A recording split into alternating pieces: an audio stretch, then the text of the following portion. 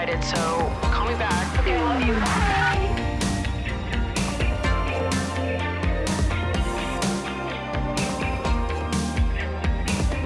What's up, you guys, and welcome back to Emotionally Online, the show for spilling guts and sharing secrets, hosted by yours truly, the one and only Maddie Drossbeck. We are making our way towards the end of the year here, which means we are making our way towards the end of season 2 of the podcast, which feels crazy to me.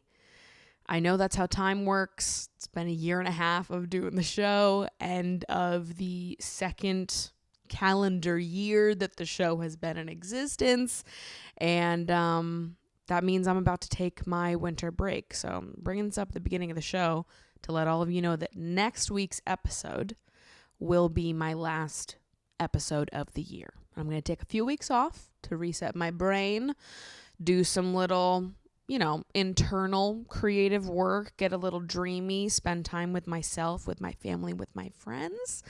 And then I'll see you guys in the new year. So you have me this week, and the next week you will have me and a very special guest, a sort of like a cherry on top episode for the end of the year, the end of season 2. Crazy Town, USA, though, when I'm editing these episodes and I'm titling them and saving the files on my computer, when I'm writing the number of the episode, I'm like, that's crazy. This is episode 61. Like, how do we get here? That's 61 hours more, because we've had some episodes that are like 2+ hours. 61 more hours of me just, talking about God knows what. How fun is that? How fun and weird is that to do this as a job? Bizarre. Love it. Live for it. Thank you so much. Spotify Wrapped came out this past week, and my Spotify, I guess it was not surprising. I kind of expected this is going to happen this year, but my Spotify Wrapped this year was different than it had been any years before. And it's because this year my Spotify Wrapped did not include my 2 favorite artists, which I had a feeling was going to happen just because I knew what artists I was fixated on this year. So I was like, okay, these artists had albums come out that I was really fixated on, that I played a lot. They'll probably end up being my top artists. And my 2 all-time favorite artists haven't released new music recently. So I was like, naturally, I feel like they're going to get knocked out here. But it's never happened before. But this was the first year that Lady Gaga and the Wombats were not in my top artists of the year. Every year Lady Gaga is my number 1, and this year she wasn't. This year it was Miss Renee Rapp. So if you didn't know I was bisexual before, you do now, bitch. I was in Cambridge with the rest of y'all bitches, okay? But it was my number 1 was Renee Rapp, number 2 was Olivia Rodrigo, number 3 was Chappell Roan, 4 was Hemlock Springs, and 5 was Charlie XCX. Charlie's usually on my top 5. Renee, Olivia, Chappell, and Hemlock are like 4 new additions. They've never been my top artists before. Obviously, I love all 4 of them, and all 4 of them had new albums come out this year. So it does make sense, because these are the albums that came out this year that I was like obsessed with, fixated on. Renee Rapp's album is perfect. So is Olivia's. So is Chappell's. So is Hemlock Springs. These are 4 women that I just have been loving this year. So it makes sense. Even though there's a part of me that was like, oh my God, where the fuck is Lady Gaga? Because like at the end of the day, that's the woman I would die for. At the end of the day, that's the only woman on planet Earth that if you lined up every woman in the world and was like, pick one, I'm sorry to everyone that I've ever known and loved, I'm picking Lady Gaga, bitch. I'm picking Miss Stephanie Germanotta. All right? She needs to be here on this earth. She is so important to me and to everyone else, okay?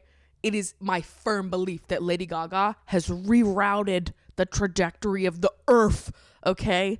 This woman is powerful. We need her here. I'm saving her. Gun to my head, picking her every time. Rest in peace to the rest of y'all bitches. I'm sorry. But she's not on my top 5 this year.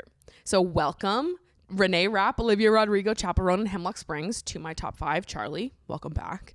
Love to see you here, bestie. And my top songs were... I understood it. I did. Most of them. My top song, I was a little shocked about because I remember listening to this song a lot at the beginning of the year, but I don't think I've listened to it since like March. So I was like, how the fuck much did I listen to this song? My top song of the year was The One by Inji. I don't even know if that's how you say their name. INJI. I'm in my head, that's Inji, but I guess I don't know what else it would be, to be honest with you. The One. I don't even, I got 2, 3 lovers in my life, 4, 5 fellas on my mind, 6, 7 blowing up my line, 8, 9 telling me I'm fine. I guess that's my top song of the year. I listened to it a lot at the beginning of the year and then never again. So when it appeared, I was like, whoa, what happened there? Number 2 was Too Well by Renee Rapp. Checks out. Number 3 was Scarlet by Holly Humberstone, which also checks out. That was a song that I was scream singing this summer all the fucking time. I just cried all my summer away. Maybe, bitch. I don't know. Number 4 was Sever the Blight by Hemlock Springs. Banger. She did what she needed to do. She got in the stew and she said, we're making bangers and bops and hits today. And number 5, this is the one I'm being made fun of for by my friends, but this is actually the one that I feel the most confident about. This is the one that I feel is like really rightfully deserves a spot on my top 5, and it is Who's That Chick by David Guetta featuring Rihanna. Fucking obviously it is. I love that song, bitch. I'm pretty sure this song is always on my like top 100 at the end of the year, along with Hot Mess by Cobra Starship and Don't You Fucking Forget It. But this is the first year it's been in my top 5, and the reason why is because it was probably in like May. I took a dance class and we danced to Who's That Chick, and I loved the combo, and it just like resurrected my love for the song in a more active way. It was like I spent most of this year feeling like Who's That Chick had just come out. It was like I was transported back to, you know, the prime of my life, really, middle school. When I loved music and media the most. Okay, the years 2008 to 2012.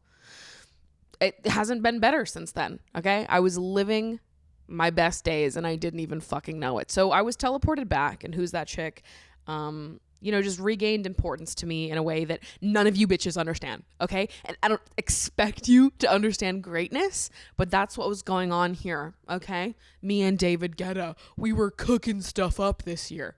And that's how Who's That Chick ended up on my top songs list on Spotify. I'm dying for YouTube to do a end of year Wrapped though, which I know they do it for YouTube Music. I don't give a shit about that. Who uses YouTube Music? Oh, you do? Oh, so sad. I'm sorry. I don't give a fuck about YouTube Music Wrapped. I want YouTube Wrapped. Okay. And you can even say we're reinventing the rewind, and it's going to be called YouTube Rewind, and it's just Spotify Wrapped ripped for YouTube. I want to know how many hours I spent watching Among Us videos this year, bitch. Okay. Because I know it's a lot. Because something that you guys might not know about me is that I eat all of my meals while watching Among Us videos. And you can be a hater for that. And you can call me an 11-year-old boy. And maybe in some ways I am.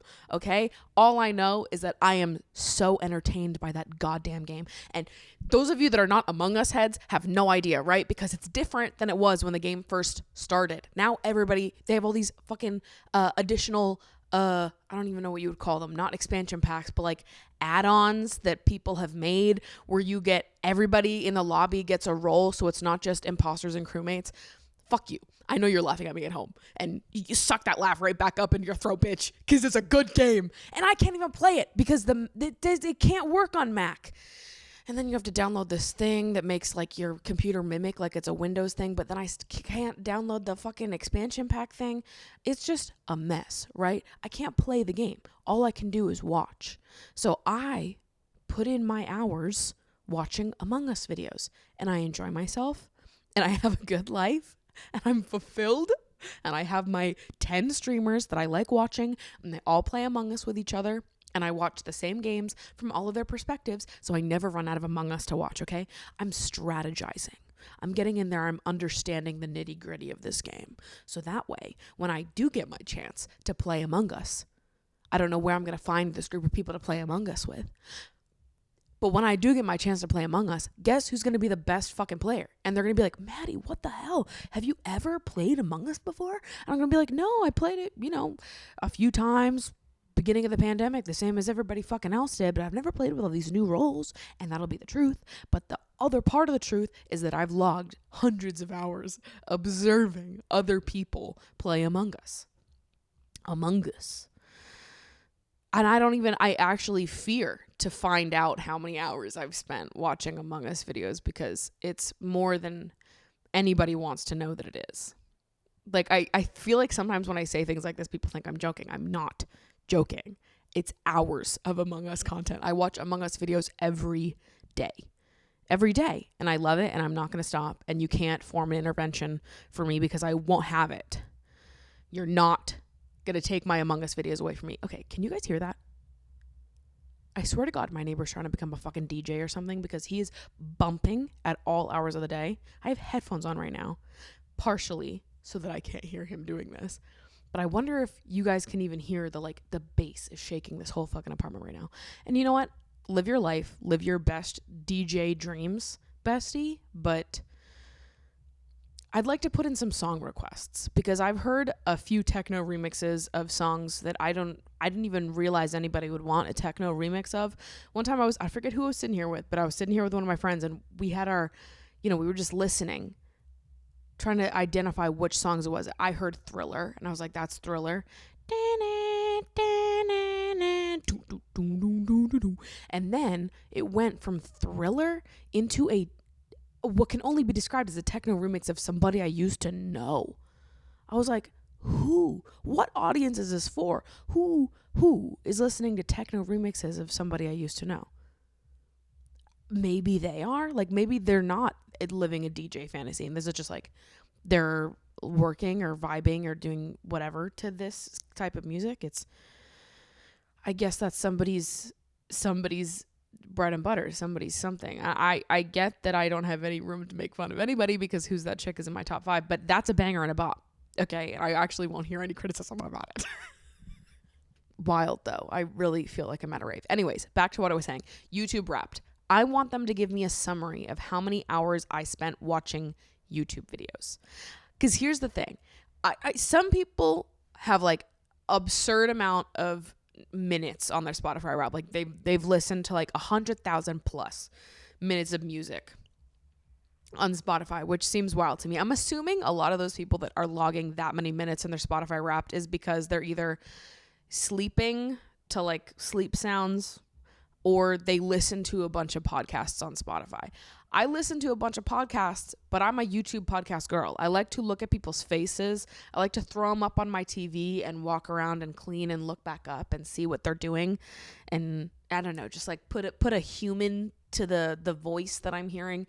So I feel like if you added together what I'm sure are absurd numbers for me on YouTube plus Spotify, I might beat those people out for how many minutes we're logging. Because Lord knows I'm online as hell, so I can't judge anyone else for how many fucking minutes, hours they're logging throughout the year listening to music or doing whatever else on their phone. I live on the internet, and I'm sure my minutes are out of control, but YouTube won't give me access to them. I need you to do a Wrapped. I do. Because I know I've been putting in hours, dude. Let me feel like I've achieved something. Give me an award for the amount of hours I put in to listening to pop culture deep dives Among Us videos in the H3 podcast, okay? You guys don't even want to know the amount of hours that I've been logging. All right? Somebody sent me a link to this website that you can upload your watch history into. You can like request the data from your Google account, what your watch history was, and upload it to this website, and it like simulates a Wrapped for you. But I've got questions about it, because I'm like, if it's just pulling my watch history, does it know how much of the video that I watched, or is it just pulling the video and assuming I watched the whole thing? Anyways, I tried to do it, but I guess I pulled the data from the wrong account, because it said that I had only watched 3 YouTube channels in the year of 2023. And I was like, so that's for sure wrong. And one of the 3 channels was my own fucking YouTube channel.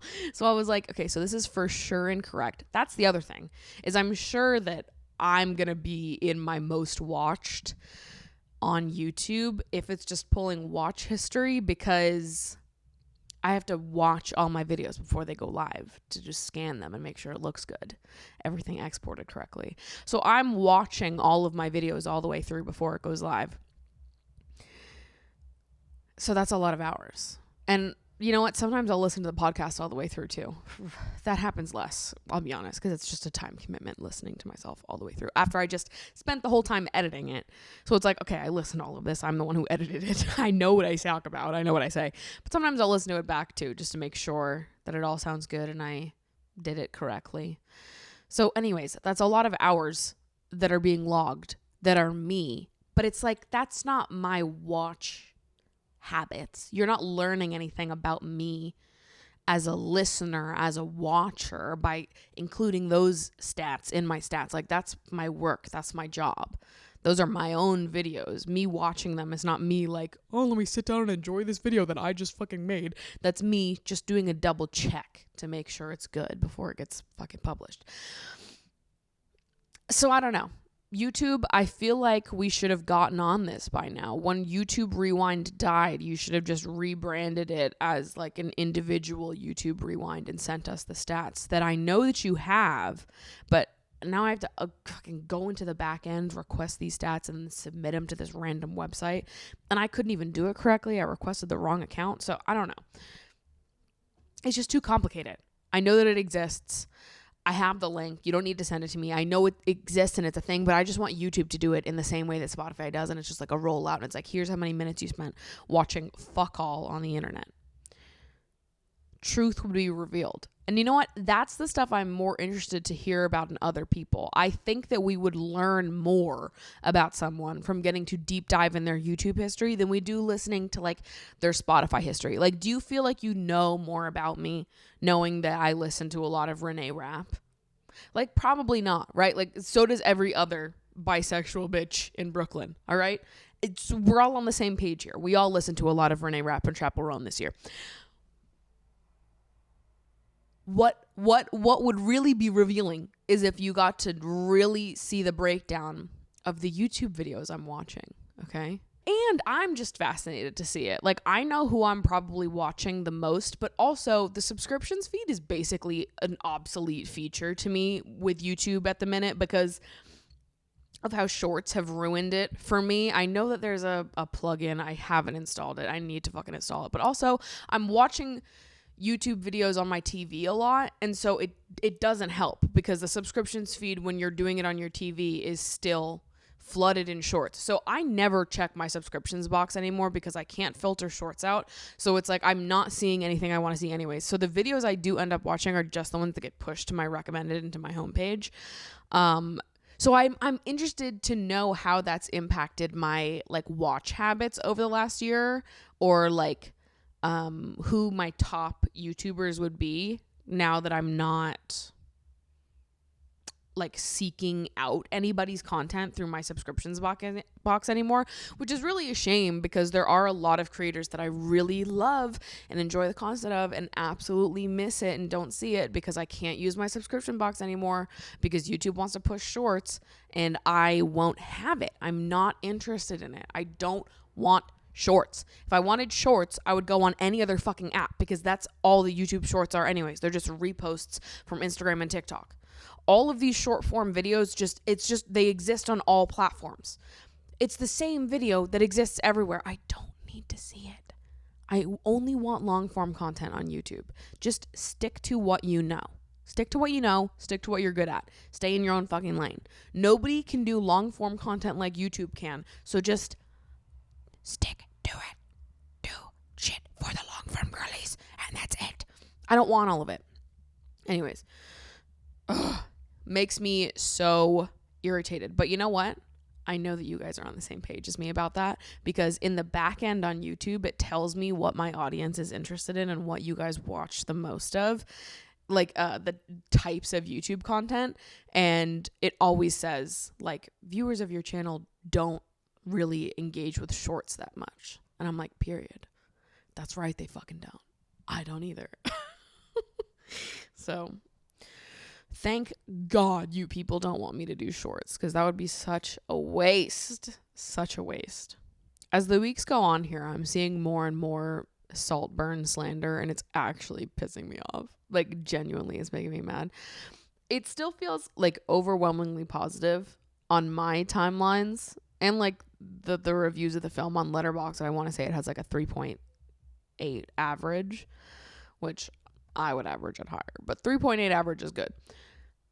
And I feel like on my timelines, people are living, laughing, and loving for it. They're eating it up, right? This is a horny bisexual fantasy.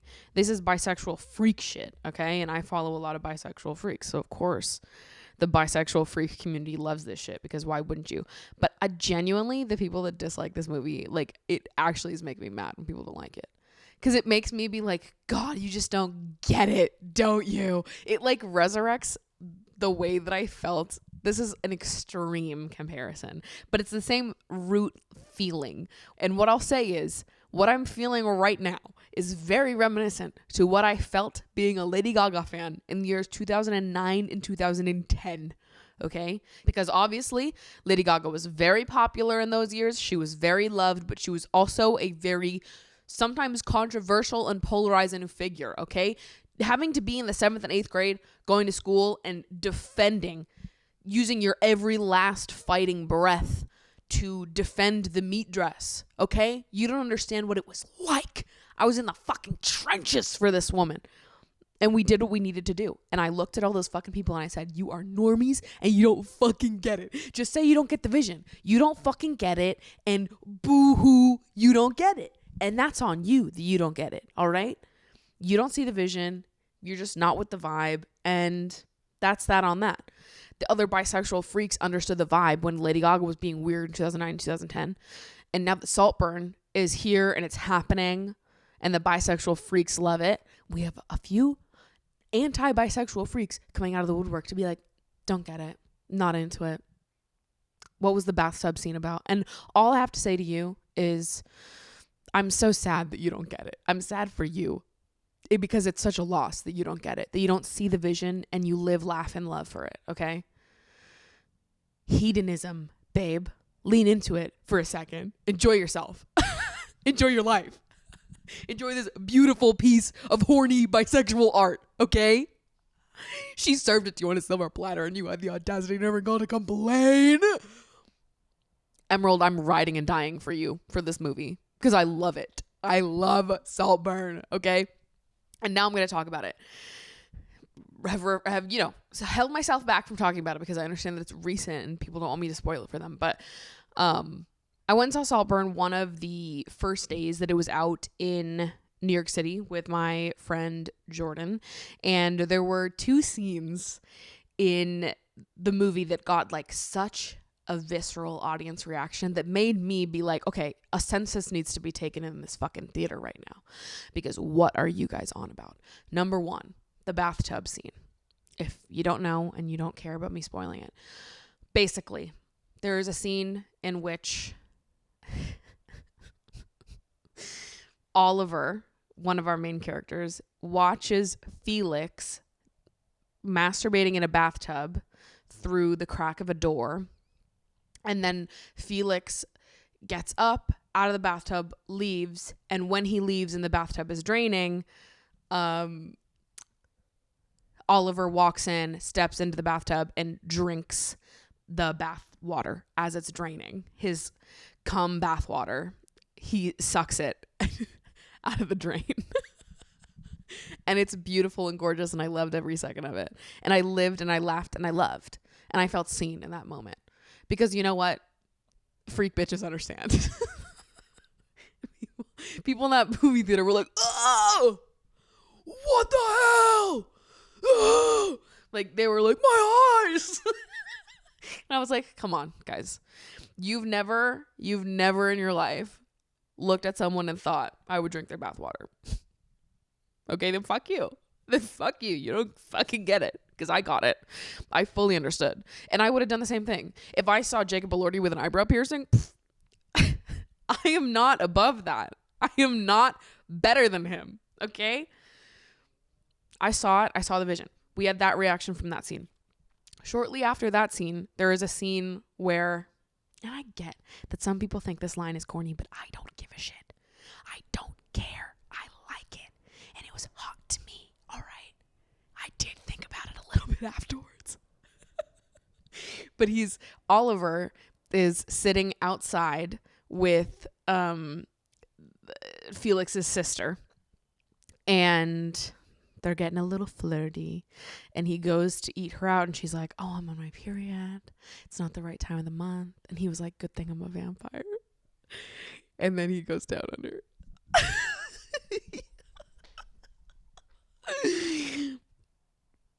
And I said, what about it? And I said, yes, sir. Yes, absolutely. And that's what he should have done. And he did what any of us would have done, any of us with taste would have done in that moment. Okay? I've said it before, and I don't feel bad about it. I fucking don't.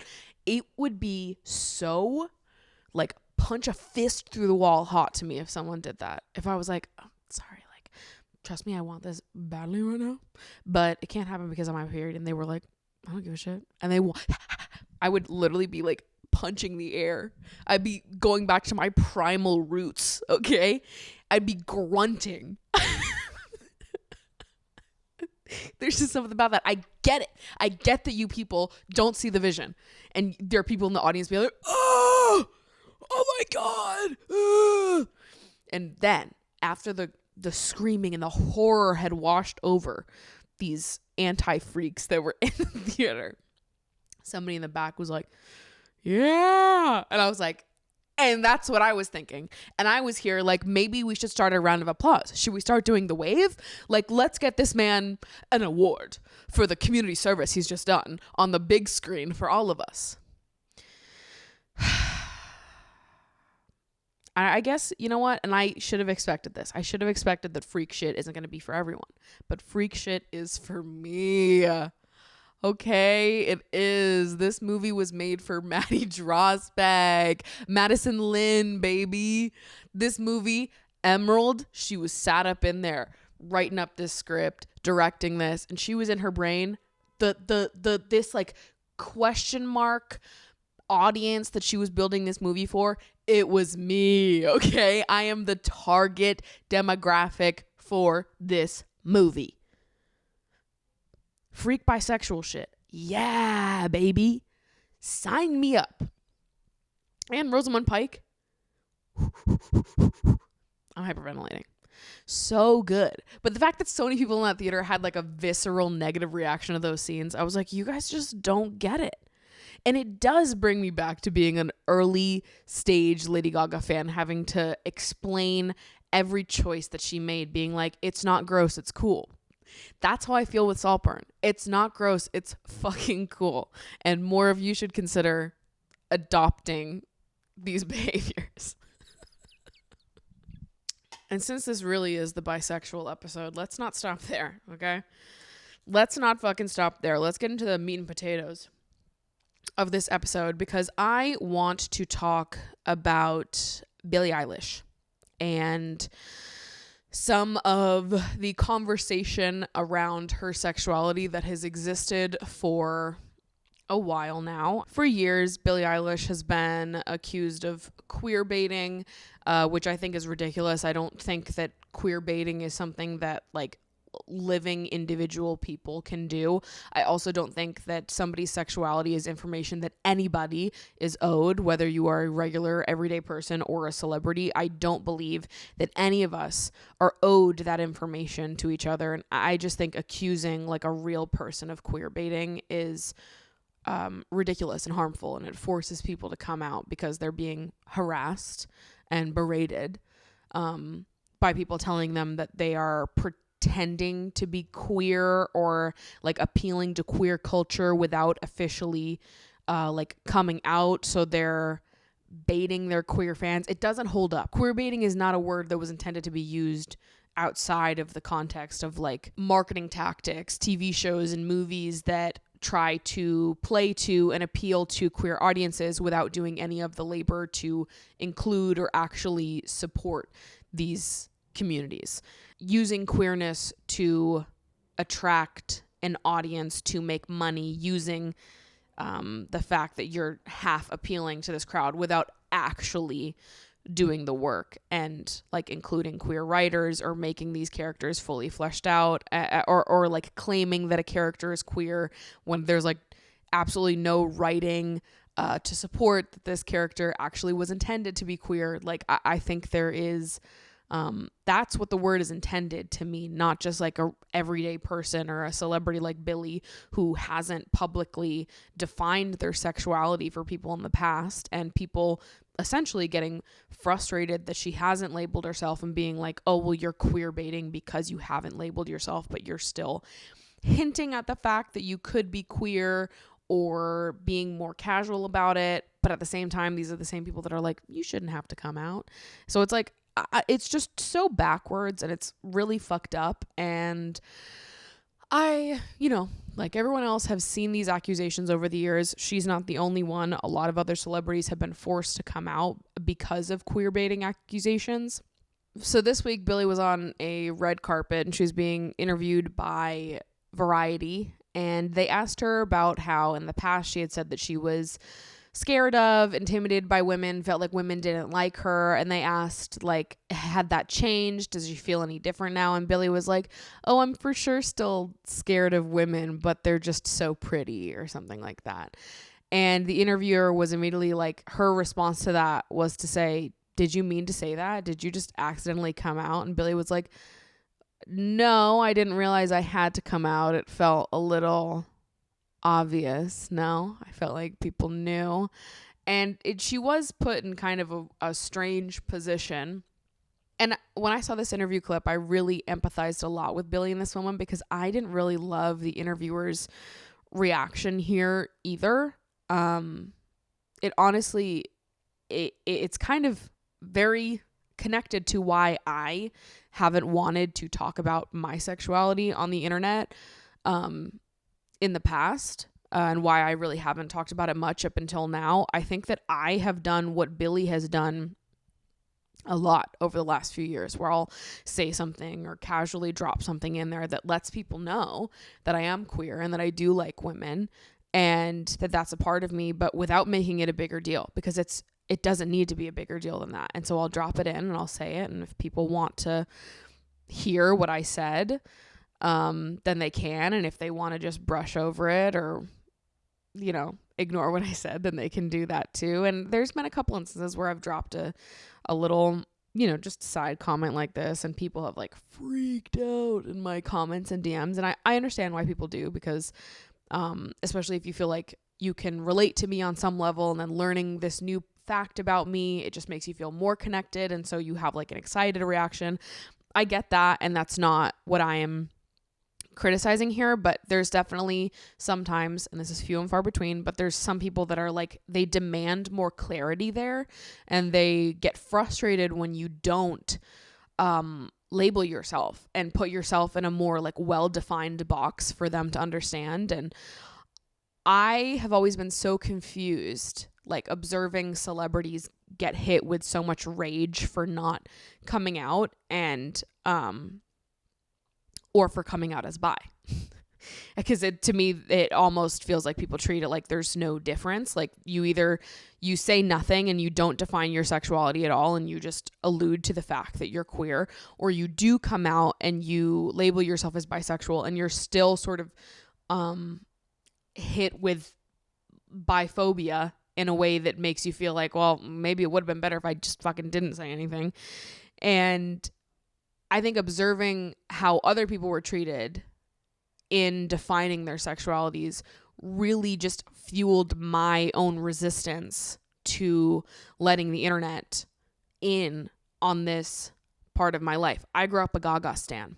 I feel like I observed many times her be basically accused of faking her bisexuality every time she would date someone new publicly, and that someone was a man, these accusations would be brought up. She wasn't allowed to like fully be seen as like a queer person, at least in the eyes of the general public. And also do you remember that one video?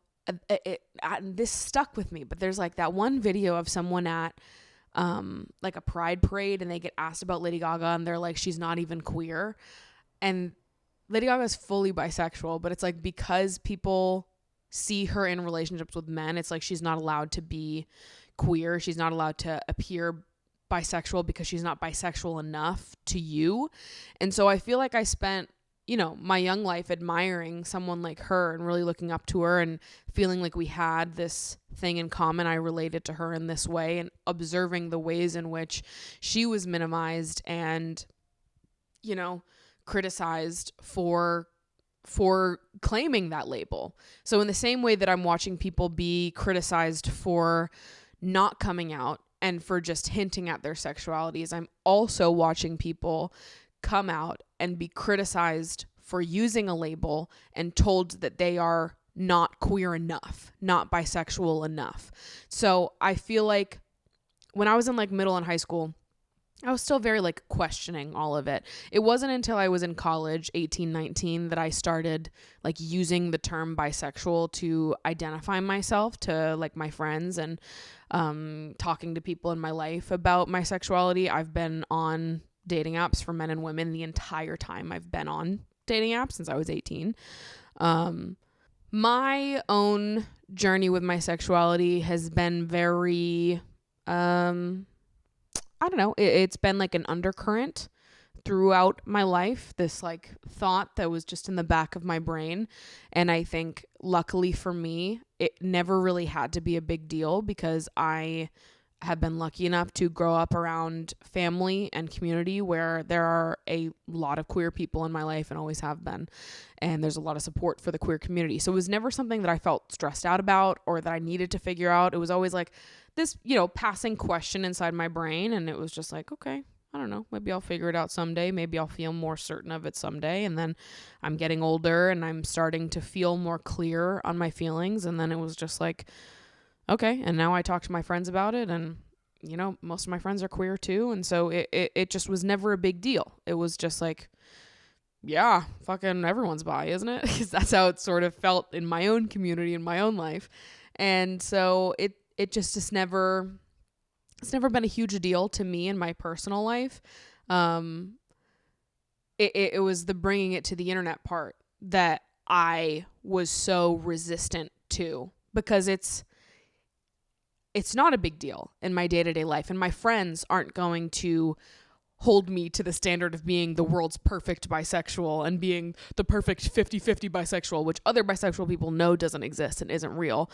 But when you go to the internet and when you're presenting this like vulnerable part of yourself to an audience, you're opening yourself up to criticisms that honestly I didn't know that I could handle, that I didn't want to read, that I was like, I know I'm going to fail you.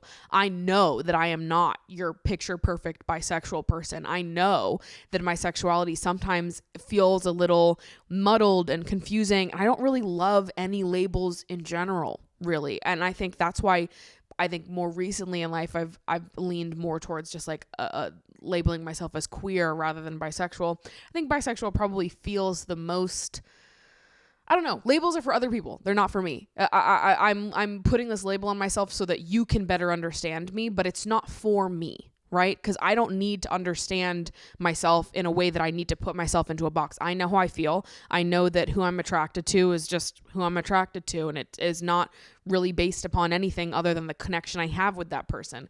And I know that, and I don't need really a label to understand that. But if other people need a label to understand that, that's sure. You can call me bisexual, you can call me pansexual, call me queer. I don't really care, because it's not that important to me when it comes to understanding myself or my immediate community understanding me. My friends don't need to put me in a box in order to understand me. My family doesn't need to put me in a box in order to understand me.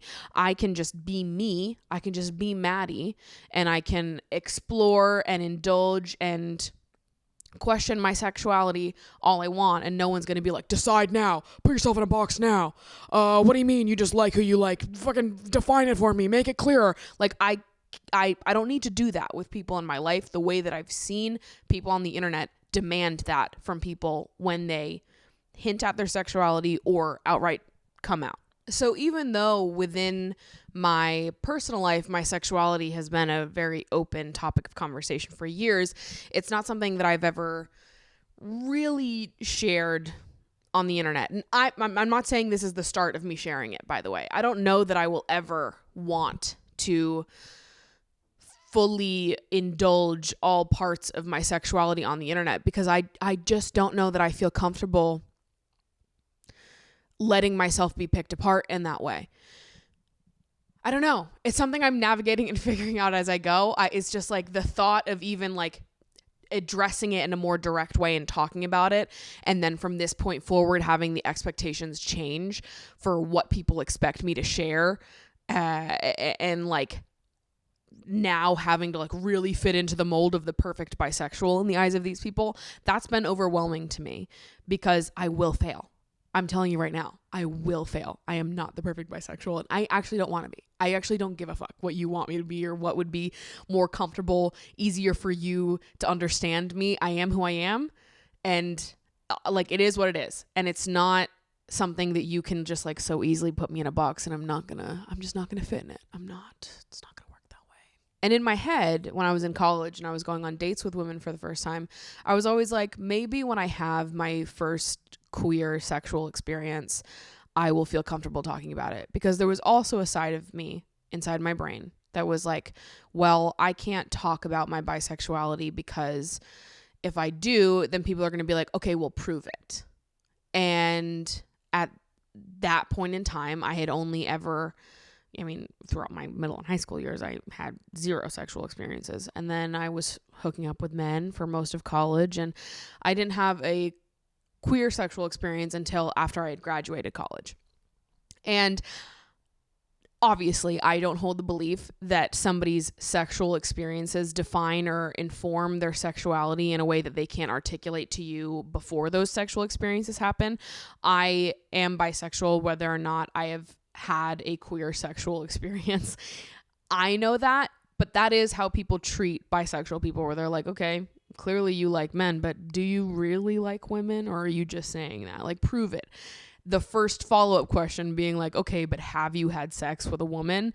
And I feel like anticipating that response made me not want to say anything, because it's like, okay, if I'm going to need to prove my bisexuality to these people, then I don't need to include these people.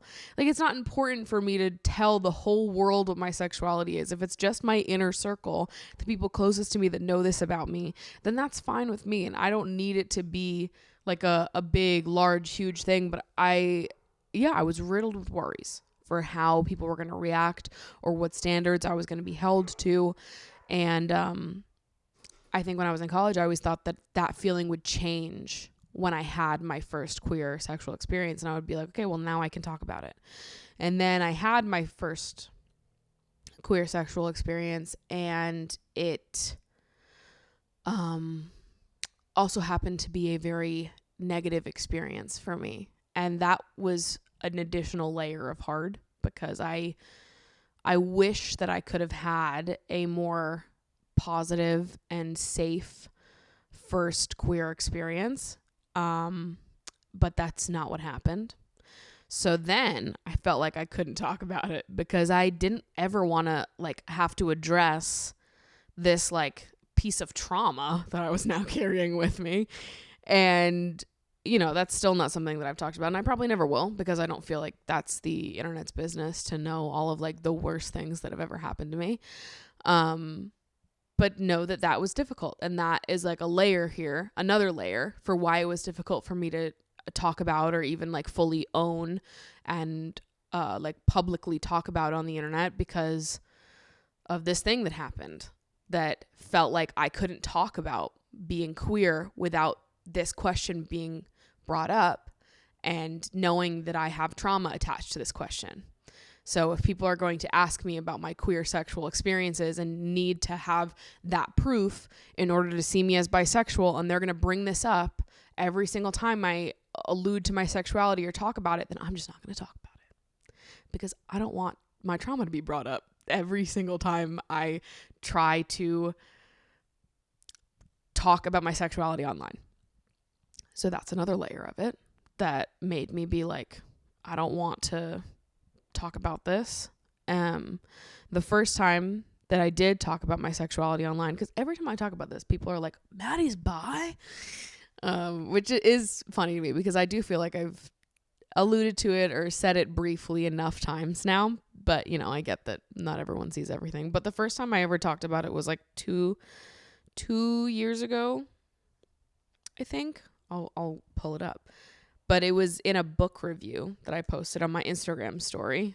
So if you tapped through my Instagram story and were like, a book review, boring, you missed out on some serious juice, because the first time that I posted about my sexuality online was when I had read the book Greedy by Jen Winston, which is a book about bisexuality, and it was a book that really resonated with me and that I just felt very connected to. And here, I'll read my review for it. Loved this one. Read it all in a day because I couldn't get enough of it. It captured so many feelings that feel true to my own experience. The indecisiveness, the confusion, the clinging on to how easy it feels to indulge in my interest in men and ignoring the other, more fluid parts of my sexuality. Talking about bisexuality has been something I've kept confined to close friends, maybe blurting out that I've gone on dates with women in front of my family while day drunk on vacation, but something that's mostly just sat inside my own brain. Too overwhelmed and confused to indulge too much, a fluctuating indifference towards choosing a label because I just like anyone, and does it really matter if I announce it? Reading comments and DMs from people exclaiming they wished I was bi, a part of me screaming, but I am, and the other part telling myself to be quiet and not respond. All the while, I'm left with a lingering feeling that I'm too femme to be perceived as bi by anyone who might be interested, and with enough interest in men to distract myself and avoid thinking about it altogether. I loved this book because it captured so much of my own experience in a way that made the confusion and overwhelm feel like an okay feeling to just sit in. For someone who loves to talk about sex on the internet, I really haven't talked much about my sexuality, and I don't know if I'll ever really want to. It's complicated and confusing and overwhelming, and I guess that's as bisexual as it gets. Such an impactful book, definitely recommend. It's actually interesting to read back now because that's definitely how I felt at the time. It's not completely how I feel now, which is awesome. I think that actually feels really good to be able to read and know that I've become more comfortable with my sexuality in the last 2 years. That's actually really great.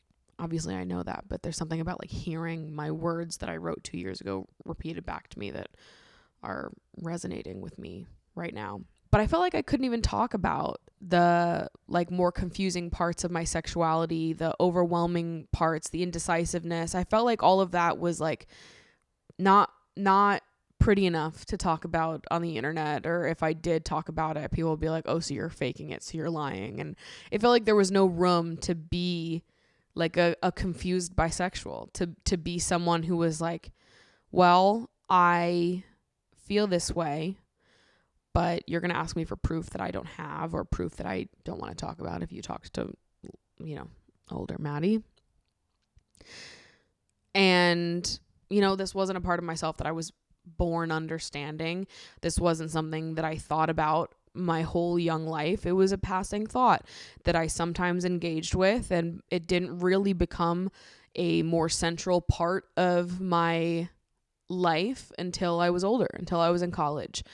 And by then I had indulged in so much social media content, witnessed so many other people come out as bi on the internet, and felt panicked seeing the responses that they got and seeing how badly people on the internet want you to be the perfect bisexual. And then there came all these worries inside my own brain that was like, well, okay, so let's say I do just like let it rip and let everyone like really know where I stand, let everyone fully into this part of my life. Then comes the analysis that I don't want to deal with. If I talk about a potential future partner, I'm talking about this like imagined future, and I use male pronouns when I'm talking about this fake imagined potential future. if people get mad at me for doing that, if people start taking stats on how much I talk about men versus women on the podcast or in my videos, how many dates I go on with men versus women. The idea of people analyzing me and picking me apart to make sure that I am the perfect bisexual to them and that they can put me in a box that they understand, that they feel the most comfortable with, knowing that I'm probably going to fail them, makes me not want to say anything at all. And you know what? I love indulging in conversation about this with other queer people and other bisexual people, because it's like this pressure to be a type of bisexual that literally doesn't exist, that just, it gets me fired up. And I know that other queer people, other bisexual people do not expect you to be like 50-50. You date 50% men and 50% women, and we're making sure these stats are equal, baby. Justice. Like no other bisexual person on planet Earth is sitting there analyzing themselves, making sure that they are clean even, and or even that their attraction is clean even. Like that doesn't exist.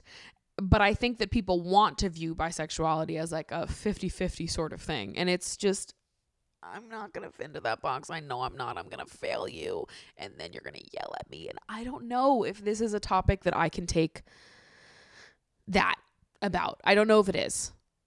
And even as I'm saying this, I don't know that it is. There's a part of me that still feels like, do I even really want to talk about this? And obviously I have so much to say, and I wouldn't be posting this if I didn't feel certain that I felt comfortable talking about it at this time. So please don't worry about me. But I don't know that I'll ever feel like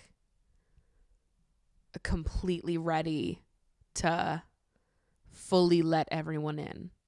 So don't take this as me being like, and now we're just going to talk about bisexuality willy-nilly on this thing, because I don't know if we will.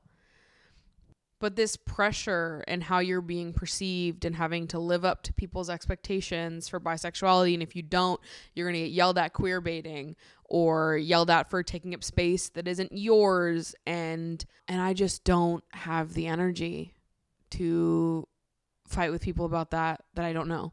When everyone in my life knows this about me, I'm actively interested in and open to dating both men and women. I don't really give a fuck if this random person on the internet is like, but you're not bisexual enough for me. And it's like, okay, you and I aren't dating. You're not a part of my inner circle. Like I don't need to appeal to what would make you the most comfortable with my sexuality. I'm sorry if my sexuality is not as clean cut as you want it to be. I'm sorry. But I am who I am, and you're not a part of my life, and you don't know me, and you'll never date me. So I guess it really doesn't fucking matter, does it? And I find it really strange that for years people were like, oh, I can't wait to see the day where people won't have to come out anymore. And then you have a massive celebrity like Billie that is basically trying to do that.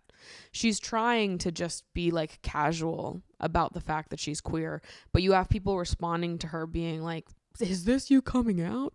Which is fucking annoying, because it's like, no, like why do you always make it into this huge fucking thing when it doesn't have to be and it shouldn't be? And I was trying to not make it a huge thing because it's fucking uncomfortable. Like how invested these strangers are in other people's sexuality. Like why the fuck? Just let the girl live, god damn it. And I completely get it. The just wanting to slip into conversation casually that you're attracted to women, that you identify within the queer community. That's what I've been doing. Clearly, I fucking get it. Because I've wanted people to know that I'm queer. I've wanted to like affirm to the online queer community, the queer, people that watch this show. I've wanted to affirm that like, hey, bestie, me too.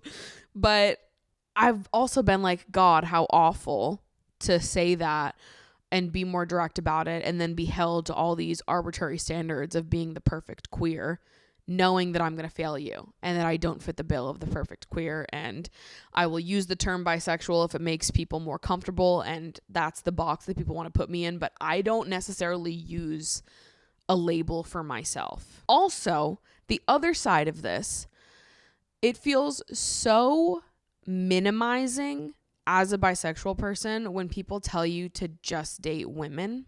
And I think this is a reaction that I've had online quite a bit.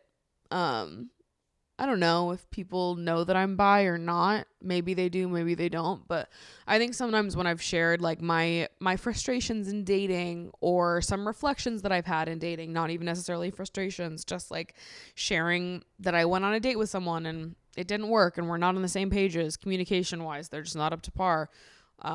Emotional intelligence was not where I needed it to be. And I was not even necessarily frustrated with that, just expressing that this is what it is. These are the facts of the situation. And the amount of responses that I've gotten from people telling me that I should just be dating women, and they're announcing it like they're reinventing the fucking wheel. Like, God, you're just so silly, Maddie. You really want a man that's emotionally aware and gentle and nice to you? Like, get real. You want a woman. That man doesn't even exist. Men don't behave like that. And it feels like very belittling and like condescending when people say things like that. And I know that it's probably not the intention, but impact and intention are two different things. And those comments, I read shit like that and my reaction is like, number one, I do date women. Two, I don't believe in babying men and acting like they're incapable of emotional depth, because I feel like that's part of the fucking issue. There are plenty of men that are capable of emotional depth and having deeply fulfilling, loving partnerships with me in the way that I desire, the same way there are plenty of women that are. And number three, I can like both. Me having a very real attraction to men doesn't take away my very real attraction to women. And I'm sorry that there are some people out there that can't fucking understand that. But it does feel really frustrating to me being a bisexual person and describing what it is that I want or that I'm looking for in a relationship and having the reaction be, oh, well, you're just looking for a woman then. And I'm like, no. Me wanting an emotionally intelligent, gentle, kind, loving, supportive partner does not mean, oh, you don't actually like men, you just like women and you're covering it up and you're saying this and you just get real, Maddie. Get serious. You just want to date a woman. And it's like, maybe I'm open to both, but don't frame it like that. Like I'm some big dumbass that just like, oh, you don't actually like men. You just like women. The type of partner you're describing isn't a man. Like it might be, and it might not be. And I'd be cool with either fucking option, but don't try to put me in a box that is easier for you to understand. That's the part that pisses me off. So, anyways, witnessing all this Billie Eilish stuff just got me thinking and reflecting and rustled up some of my own frustrations in being a overwhelmed bisexual with messy feelings, just feeling like I am not ever gonna fit into the internet's perfect box for what I should be. So then I say nothing, but also wanting to acknowledge my queer self, but also wanting to acknowledge my queer self because I want to connect with my queer community online. And I feel like a lot of you already know this about me, and it wasn't a surprise that I'm queer. But for those of you that didn't know, yeah, I'm glad that now you do know. And I'm glad that it doesn't have to be a big fucking deal. Please. So anyways, I know that some people are probably going to listen to this episode and be like, damn, look up overthinking in the dictionary and you'll see this bitch. And to that I say, absolutely, you're right.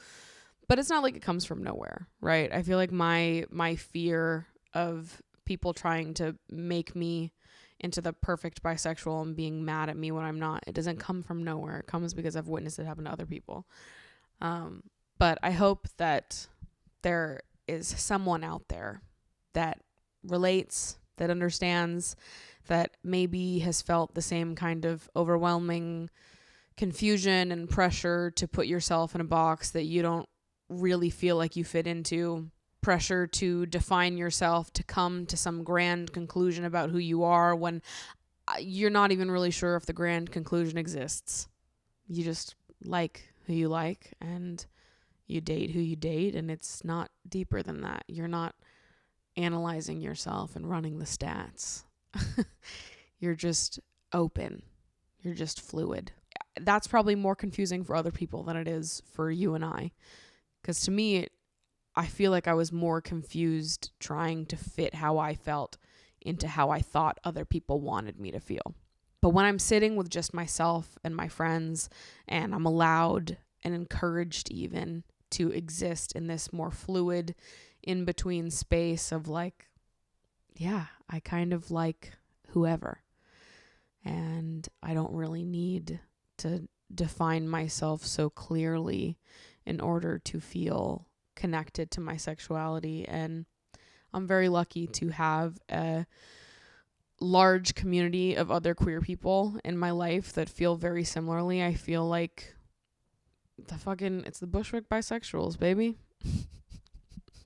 I definitely feel lucky to be in a community where it is just like, yeah, we all feel this way. It's just not a big deal at all. Because it's allowed me to have a much more open-minded and accepting relationship with myself, moving through these more confusing feelings when I have felt overwhelmed or like I didn't fully understand how I felt or how to communicate that. And then, learning that I could just sit where I was and that I didn't need to change how I felt or clean it up, make it a more palatable and presentable version of, my sexuality when I could just exist and I could feel the way that I feel and I didn't need to change any of it.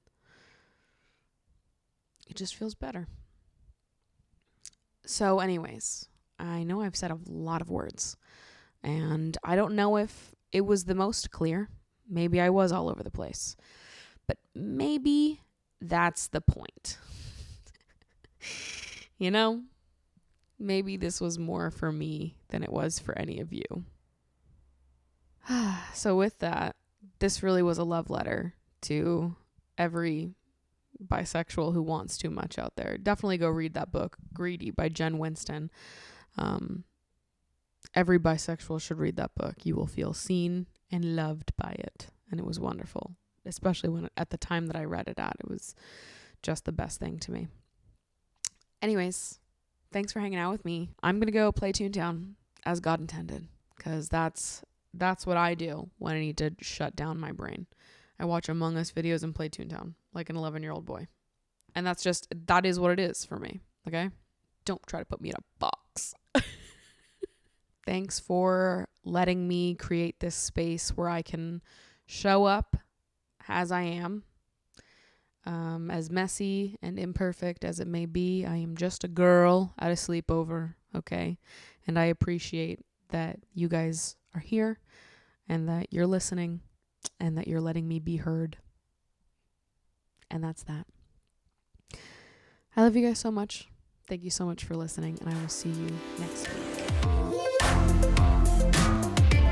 Okay, it's your turn. Truth or dare?